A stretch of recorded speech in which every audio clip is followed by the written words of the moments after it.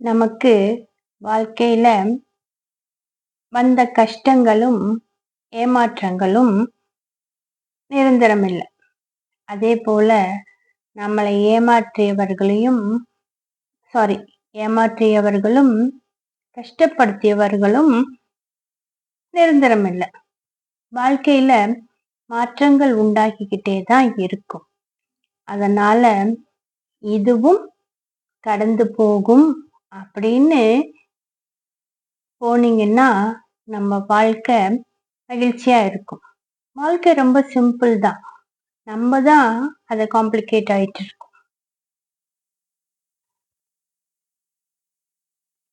நாம நம்மளுடைய வாழ்க்கையில இதெல்லாம் சம்பாரிச்சுக்கணும், இவங்கள சம்பாரிச்சுக்கணும், இத வாழ்க்கையில தொலைச்சிடணும்.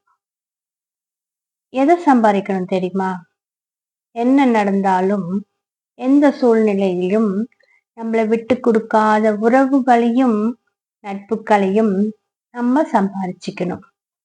அதே சமயத்துல தேவைக்காக நம்மளை தேடுறாங்க பாருங்க, அவங்கள தொலைச்சிடணும். சரியா? நம்மளுடைய வாழ்க்கையில எல்லாமே நல்லதா நடந்துருச்சுன்னா நம்ம கோழையா தான் இருப்போம். நமக்கு ஏற்படுற வலியும் வேதனை தான் நம்மள தைரியமா ஆக்குது. அதனால